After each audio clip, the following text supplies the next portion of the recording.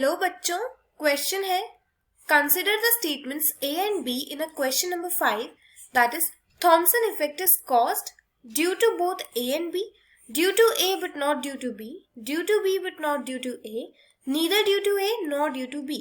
और ये दोनों हमारे पास स्टेटमेंट्स है that is free electron density is different in different metals. और सेकंड स्टेटमेंट है free electron density in a metal depends on temperature. Now the solution for this question is, अब सबसे पहले हमें पता होना चाहिए कि थॉमसन इफेक्ट क्या होता है। तो थॉमसन इफेक्ट ये होता है कि सपोज हमारे पास एक मेटालिक कंडक्टर है, ये हमारे पास मेटालिक कंडक्टर है, ठीक है, और इसको हमने कनेक्ट किया किसी बैटरी से, तो इस कंडक्टर से जो है करंट फ्लो कर रहा है। This is positive, this is negative. ये हमारे पास एक मेटालिक कंडक्टर है।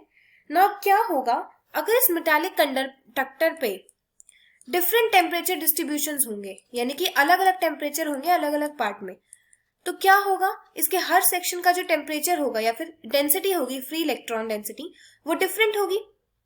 डिफरेंट होने की वजह से क्या होगा, अब जो हायर कंसेंट्रेशन वाले इलेक्ट्रॉन्स होंगे, यानी कि हायर कंसेंट्रेशन पे जो फ्री इलेक्ट्रॉन्स होंगे डेंसिटी, वो लोअर कंसेंट्रेशन की तरफ मूव करेगी, लोअर कंसेंट्रेशन की तरफ। ऐसा ही होगा कि हायर कंसेंट्रेशन वाले लोअर कंसेंट्रेशन की तरफ मूव करेंगे। इसीलिए जो ईएमएफ होगा इस मेटल के अंदर, इस मेटेलिक कंडक्टर के अंदर जो ईएमएफ प्रोड्यूस होगा, वो ईएमएफ जो होता है उसको हम कहते हैं थॉमसन ईएमएफ, या फिर वही थॉमसन ईएमएफ जो होगा वही हमें थॉमसन इफेक्ट को कॉज करने में हेल्प करता है।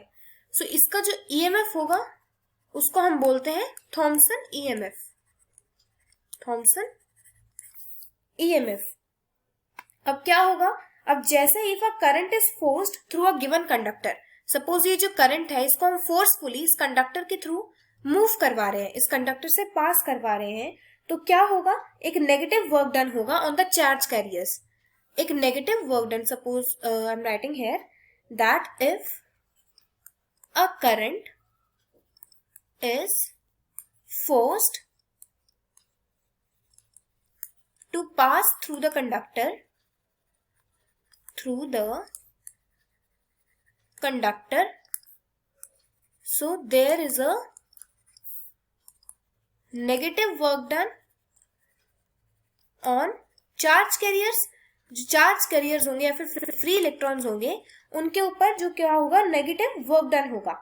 और पॉजिटिव और नेगेटिव यानी कि दोनों ही होगा, क्योंकि जो करंट की डायरेक्शन होगी वो होगी पॉजिटिव टू नेगेटिव, और जो फ्री इलेक्ट्रॉन्स मूव करेंगे वो होंगे नेगेटिव टू पॉजिटिव, क्योंकि हमें पता है कि जो इलेक्ट्रॉन्स की मूवमेंट होती है वो नेगेटिव टू पॉजिटिव होती है और करंट इलेक्ट्रॉन से ऑपोजिटली मूव करता है। तो वर्क डन जो होगा पॉजिटिव भी होगा और नेगेटिव भी होगा, दोनों वर्क डन होंगे।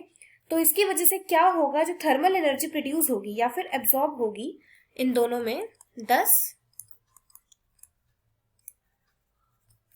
थर्मल एनर्जी इज प्रोड्यूस्ड और एब्सॉर्ब्ड।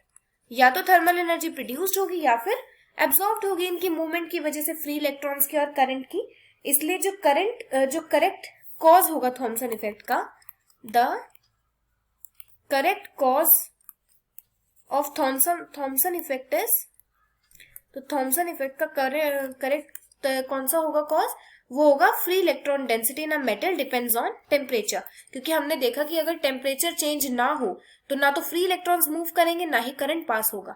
तो इसीलिए जो थॉमसन इफेक्ट है वो डिपेंड करता है हमारा टेम्परेचर पे। इसका डिफरेंट मेटल से कोई लेना देना नहीं है।